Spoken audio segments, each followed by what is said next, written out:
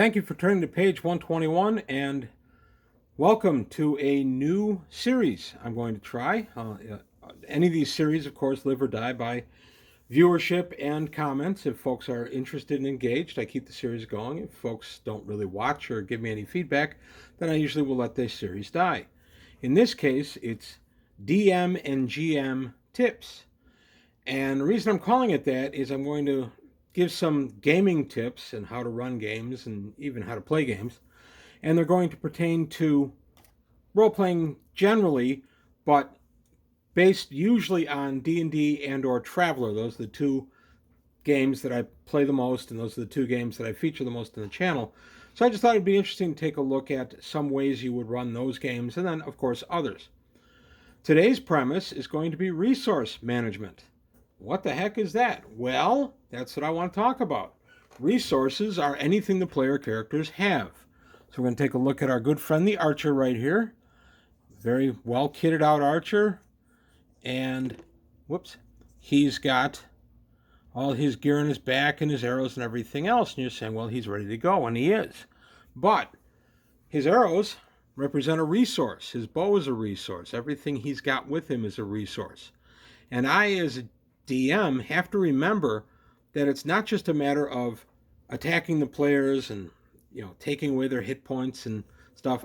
I also want to be working on getting them to use up resources.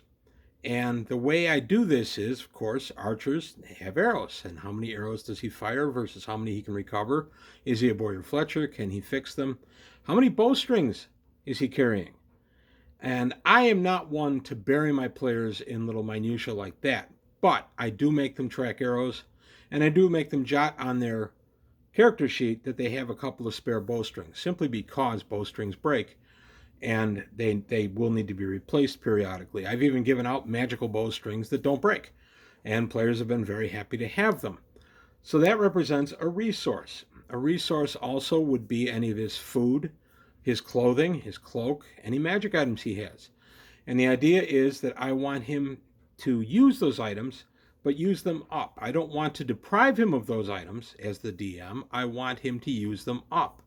And by that, I mean in the ordinary course of the adventure, I want him to go through the arrows and have to get new arrows or retrieve them from dungeon areas or other creatures, and otherwise make him kind of monitor it. Again, I am not the big monitor everything on your character.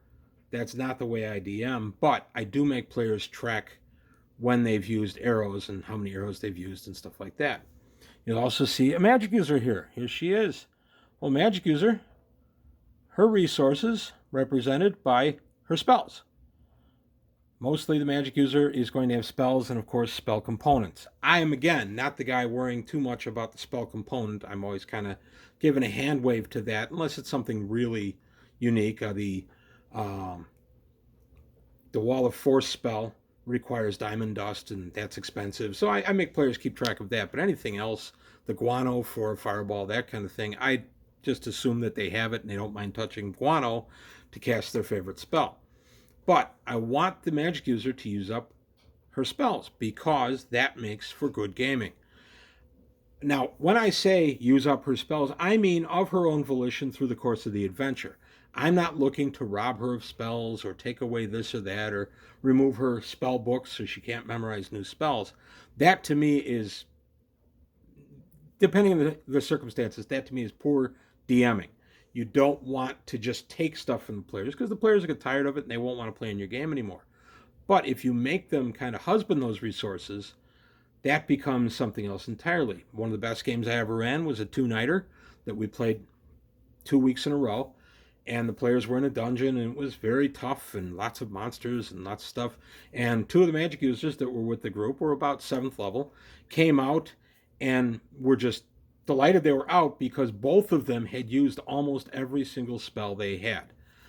That, to me, was a lot of fun. It was a great game. The players enjoyed the heck out of it, and were worrying about how little their spells, how far down their spells had gotten. So I thought that was kind of a great way to run the game and to make them, press them to use their spells and use up resources. Of course, magic items are resources too. So scrolls and potions especially are non-renewable resources, and you want your players to be using those throughout the course of your game. So you try to set up situations where they'll have to use that.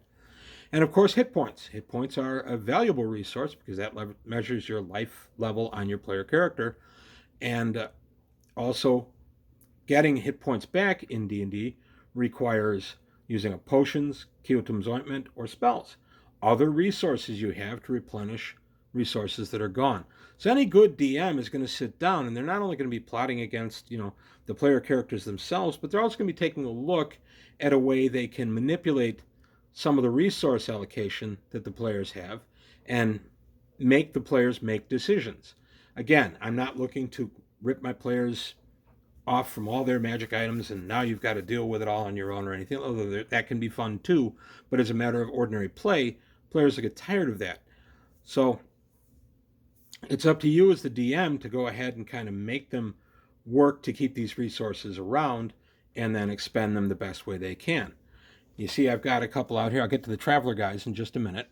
But I've got a couple of other resource representations here. Here is a tent. Okay, player character tent. So it's just stitched together of hide, and it's out there, and they've carried it out into the wilderness, and that's where they're going to be sheltered from wind and rain and cold. Well, tents burn. There are a lot of things you can do to mess up a tent, and that can cause a problem for the player characters.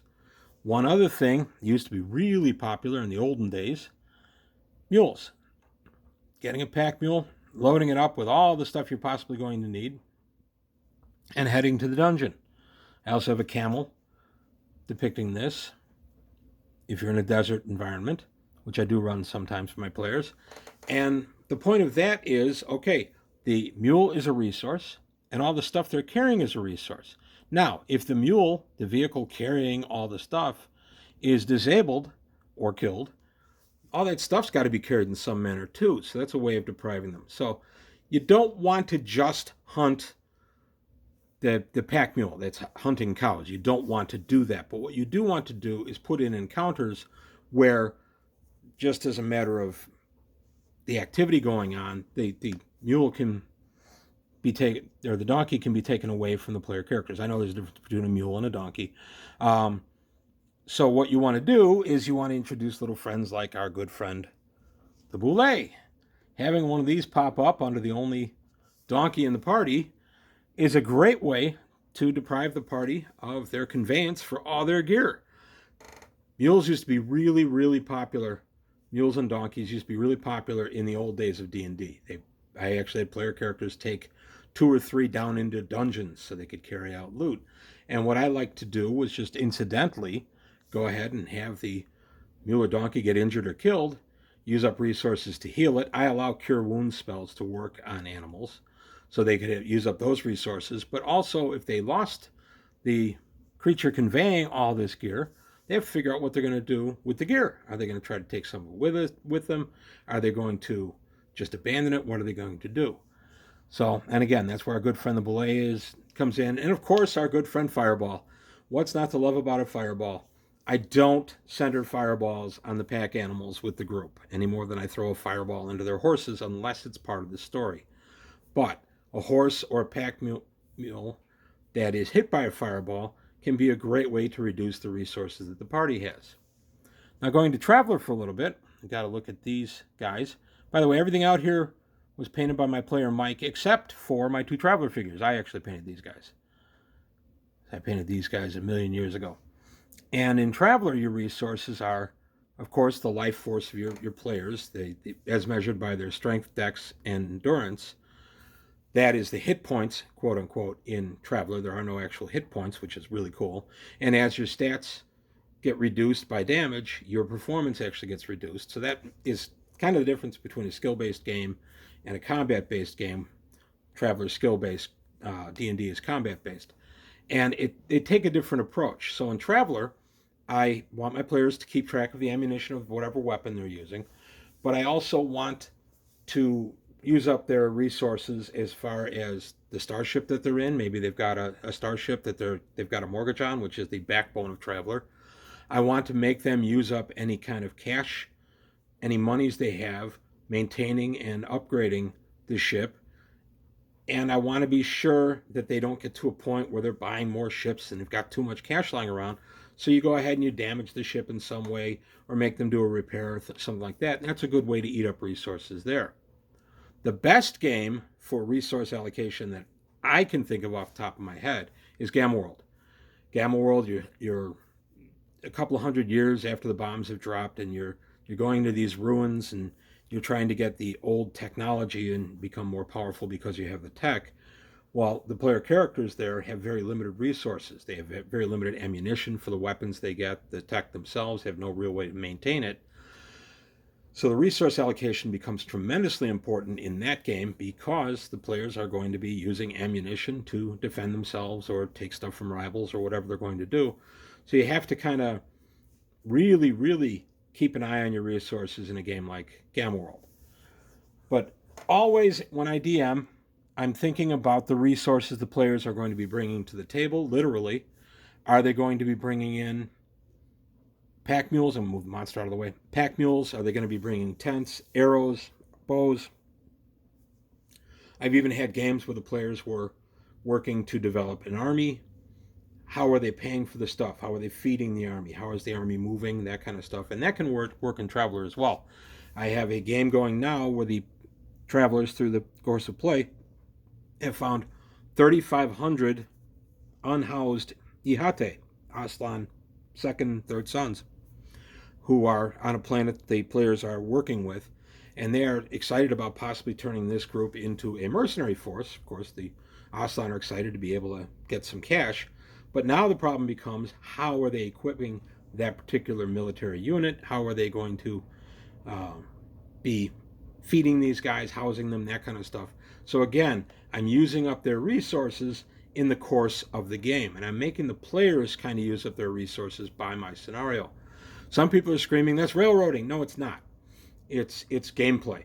There are going to be scenarios where inevitably you are going to have a pack mule or your horse, and they're going to get injured or killed. Now the players have to figure out what they're going to do to compensate for that. That's not railroading. That's part of existence. Life is decisions, as I always tell my sons. So you have to make choices. So my good friend here, the Han Solo knockoff with the very bad taste in colors, has his blaster. Well, how many power packs does he have for that blaster? And if he only has one and he's out and about in a star town and he needs to defend himself, he's got to count his ammunition. This can become a real problem very fast. So resource allocation is tremendously important. It's something that every good DM or GM has to keep in the back of their head. What do the players have that I can have them use up? And it could be something that's replenishable, like spells or even hit points. But how do I make that kind of one of the pressures that they're feeling as they're playing the game?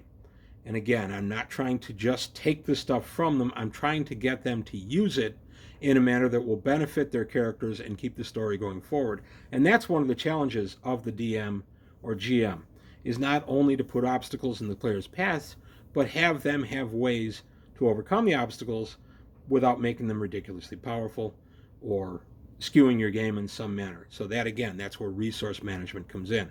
One of the best resource management things in D&D is Kiotum's ointment, at least at my table. It comes in jars that have 5 doses. Each dose is worth 8 points plus 1 die for healing, or it'll also heal a lot of diseases and stuff like that. I did a video on KO not too long ago.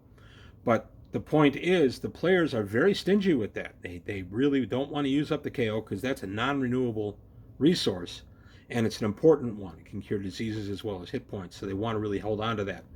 So that's one of the things when I'm DMing I kind of keep in mind, and I'll check their sheets when we're playing or before we play. I'll read over the sheets and see what kind of healing and such that they have, and different ways that I can work with them to get them to use up some of the resources. And then of course I put more resources in their path in the form of magic items or treasure that keeps the cycle going. So that's really all I'm talking about. Is a lot of DMs think that the game is me versus my players, which it should never be, and it's just what the players can deal out in damage and how many hit points they can take. But there's way more to it than that, and there are subtle layers to this that can really, really beef up your game and your DMing, and will make your players want to sit down and play the next game. But that's all I've got to say right now on resources. I may dial in on this topic a little tighter down the line for Gamma World and other games like that. And resources and Traveller that I've only briefly touched on. I realized that most of this video was relegated to D&D, and that's going to be some of this series. Some are going to be for D&D, some are going to be for Traveller, some are going to be just other generic DMing tips. So let me know some thoughts on a series like this, what you would want to see, railroading players versus having them follow a story, player agency, all that stuff that's very important to players, and how you as a DM and GM can work with that and not have it dictate your game, those kind of ideas. So please leave comments below on stuff like that you would like to see. Also, like and subscribe to the video if you did enjoy it. Take a look at Patreon, see if you can help me out there, and tell your friends, still trying to grow the channel. But let me know what you think of the series and if you want to see more chapters in it. And as I say, I go strictly by views and comments as to whether I keep the series going or not. So it's really up to you guys. But that's all I've got today on page 121. Thank you for watching, and I'll see you next time.